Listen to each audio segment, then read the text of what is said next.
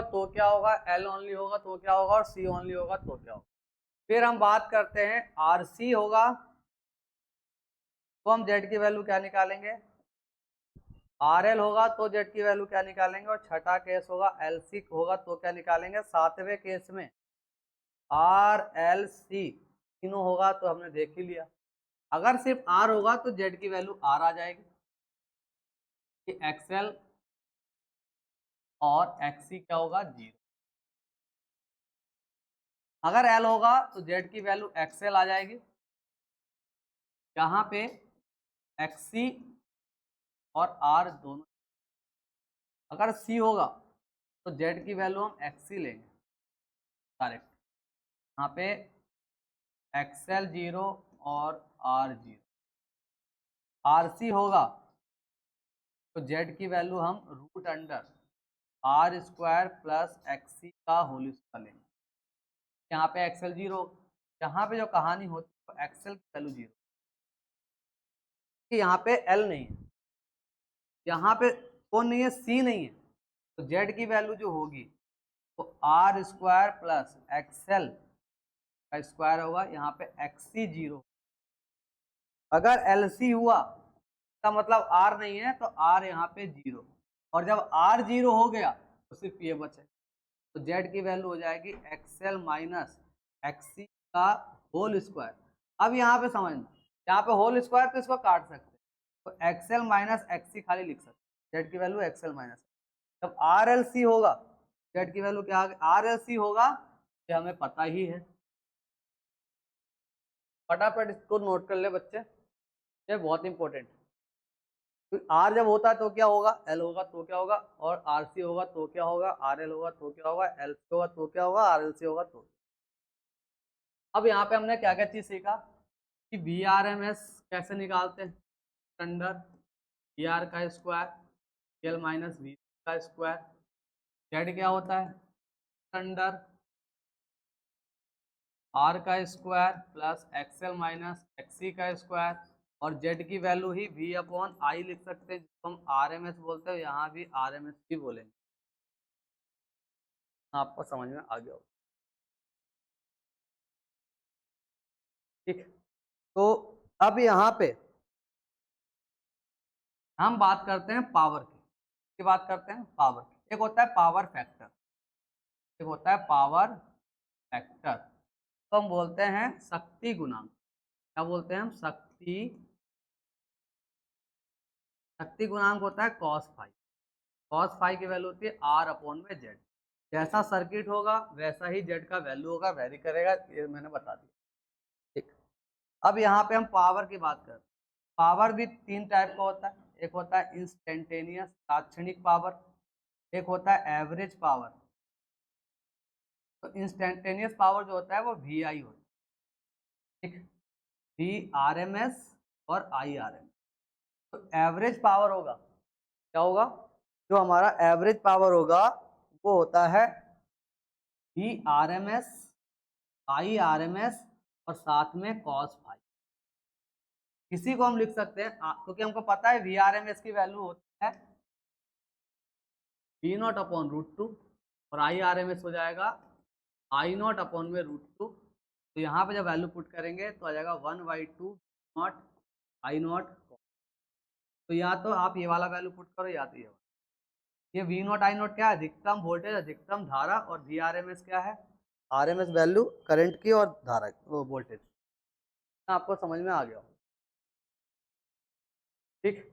तो हम next class में मिलते हैं क्वेश्चन के साथ, और उसमें फेजर डायग्राम हम देखेंगे कि एंगल्स हमारे क्या बनते हैं, एंगल हमारे क्या बनेंगे, कि आर होगा सर्किट में तो एंगल क्या होगा, और एल होगा सर्किट में तो क्या होगा, एक्सी होगा तो क्या होगा, रेजोनेंस कंडीशन क्या होती है, और उसके साथ क्वेश्चन भी प्रैक्टिस करें। तो मिलते हैं नेक्स्ट वीडियो में, थैंक यू।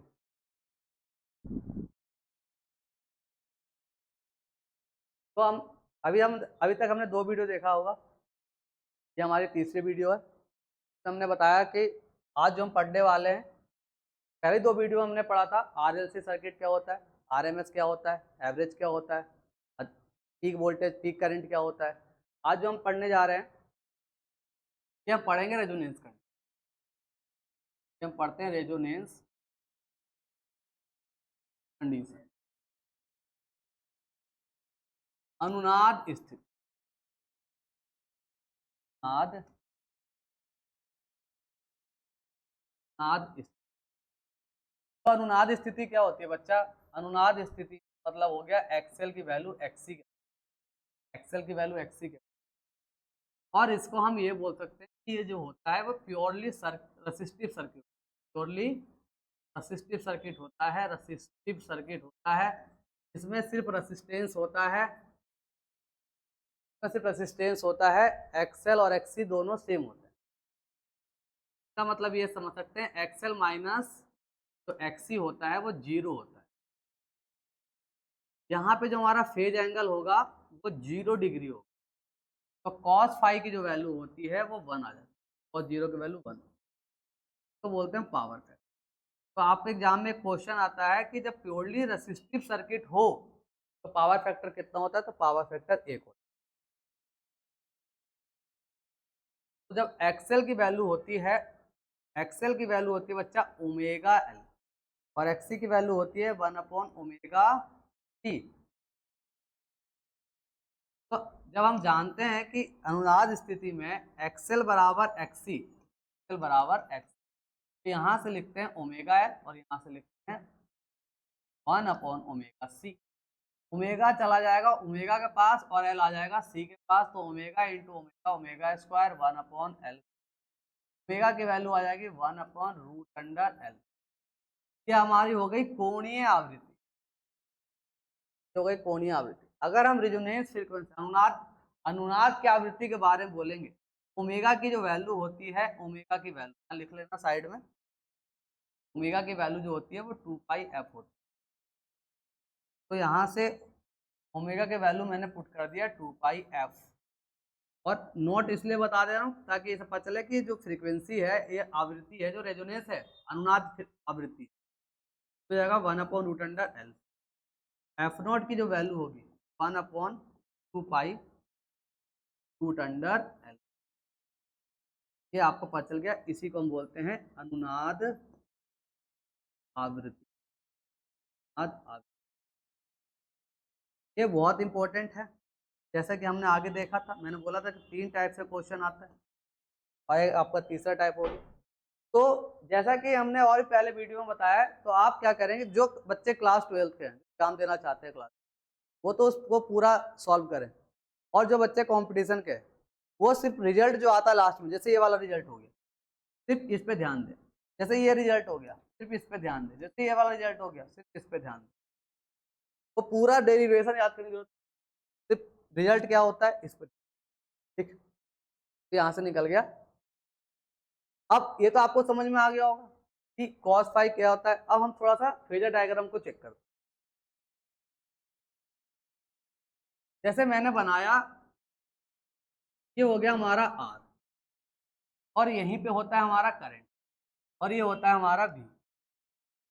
ये हमारा फेजर डायग्राम हो गया।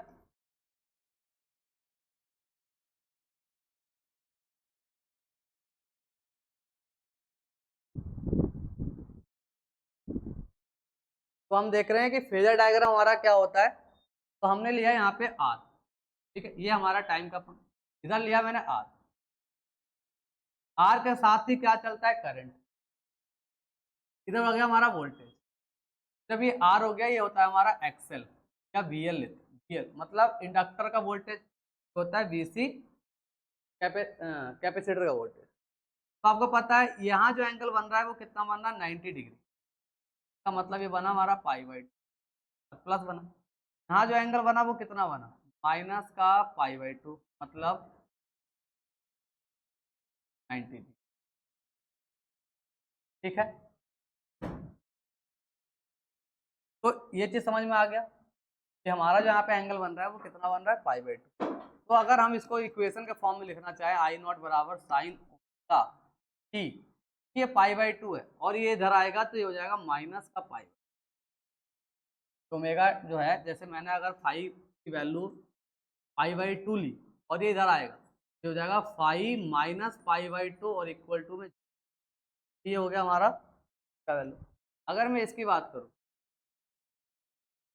v बराबर v0 sine omega T plus π/2, ये समझेंगे कैपेसिटर है और ये इंडक्टर। ठीक, इतना आपको समझ में आ गया होगा। तो जब भी क्वेश्चन में अगर आपको एक्सएल या एक्सी या इंडक्टर या कैपेसिटर गिवन हो और आपसे एंगल पूछे, तो आप डायरेक्ट 90 डिग्री लगाएंगे। और आपसे सिर्फ बोले प्योर रेसिस्टिव सर्किट, सिर्फ सर्किट में रेसिस्टेंस हो, तो आप एंगल 0 डिग्री लगाएंगे। तो प्योरली रेसिस्टिव सर्किट को हमने अभी पढ़ा कि कौन सा होता है, रेजोनेंस कंडीशन होती है जब हमारा सिर्फ आर होता है, एक्सएल और एक्सी 0 होता है। तो आर का मतलब हो गया, प्योरली आर का मतलब ये हुआ कि हमारी जो सर्किट है वो कैसे रेजोनेंस कंडीशन पे। ठीक, तो आर जब होगा तो एंगल क्या, अब यहाँ पे देखो एंगल बन रहा है क्या, नहीं, यहाँ पे जो एंगल होगा वो 0 होगा। एल के कंडीशन में 90 और सी कंडीशन में ना, कितना समझ में आ गया।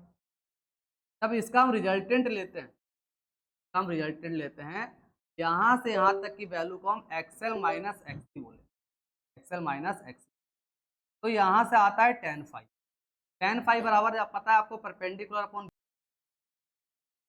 जैसा यहाँ पे जानते हैं आर की वैल्यू मैंने क्या बताई 0, एक्सएल के या इंडक्टर के केस में 90 डिग्री और कैपेसिटर या संधारित्र के केस में क्या होता है माइनस π/2 लेते। तो इंडक्टर बोले या कैपेसिटर बोले, दोनों केस में क्या होता है 90 डिग्री एंगल बनेगा। और रेसिस्टेंस की बात करेंगे तो ठीक। अब अगर हम tan फाइव की बात करें, यहाँ से फेज एंगल निकाल सकते हैं। आपको पता है परपेंडिकुलर अपॉन बेस होता है और इसका रिजल्टेंट होता है एक्सएल माइनस एक्सी, ना एक्सएल उतना ही नीचे एक्सी है। तो हम यहाँ पे लिखते हैं परपेंडिकुलर का एक्सएल माइनस एक्सी, और बेस में क्या है हमारा रेसिस्टेंस, बेस में क्या है रेसिस्टेंस, एक ट्रायंगल बनाया हमारा, ये हो गया आर और ये जो आया हमारा एक्सएल आ गया। तो आपको पता है कि tan फाइव बराबर, ये मान लो हमारा एंगल बनता है फाइव, तो फाइव की जो वैल्यू होती है वो परपेंडिकुलर अपॉन बेस होती है। परपेंडिकुलर की जगह एक्सएल माइनस एक्स और बेस की जगह हमने आर ले ली, तो tan फाइव की वैल्यू हो जाएगी माइनस सी अपॉन में। अब यहाँ पे एक बहुत इंपॉर्टेंट क्वेश्चन आता है कि जब हमारा प्योर इंडक्टर के केस में, इंडक्टर के केस में आप देख रहे हो कि यहाँ वोल्टेज जो है करंट से ज्यादा है, ये आई यहाँ पे 0 डिग्री पे है और ये 90 डिग्री पे है। तो हम बोलते हैं कि जो V होगा वो L से आगे होगा, L से क्या होगा, आगे होगा 90 डिग्री। इंग्लिश में बात करें तो V lead L by 90 degree, मतलब V ज्यादा है। और अगर हम करंट के बारे में देखें तो हम बोलेंगे I जो है वो L से पीछे, L से पीछे, I L से पीछे, यहाँ पे I L से पीछे कितना 90 डिग्री। और इंग्लिश में बात करें तो बोलेंगे I लैग बाय 90 डिग्री, इससे वोल्टेज। उसी तरह कैपेसिटर की बात करें, की बात करेंगे कैपेसिटर की, तो यहाँ पे V क्या है माइनस में, तो V जो होगा वो इस I से कम होगा, तो यहाँ पे हो जाएगा V लेस देन I। मतलब V जो है I से कम है, इसका मतलब क्या होता है लैग होता है, लैग होता है। और दोनों केस में 90 डिग्री से आता है, तो V I से। अगर I की बात करें तो I ज़्यादा है V से, तो इसको बोलते हैं लीड कितना डिग्री 90 डिग्री, मतलब I लीड करता है 90 डिग्री से और V जो है वो I से लैग करता है, ठीक। और I V से लीड करेगा। लीड का मतलब होता है आगे और लैग का मतलब होता है पीछे। तो ये चीज़ आपको समझ में आ गया होगा, कब आगे होता है कब पीछे होता है, कितना डिग्री एंगल बनता है। तो इस फेजर डायग्राम के से आपको सारी चीज़ें क्लियर हो गई होंगी, ठीक। और इस पे जो है आगे हम इस पे बेहतरीन बेहतरीन क्वेश्चन करेंगे। ये हमारी थ्योरी वाली सीरीज चल रही थी। तो अगर आपको ये वीडियो अच्छा लगा हो और इस क्लास आपको अच्छी लगी हो, आपकी यूजफुल लाइक हो, तो कृपया करके आपने फ्रेंड सर्कल में जो इस लाइक हो इसको शेयर कर दीजिए। ठीक, थैंक यू।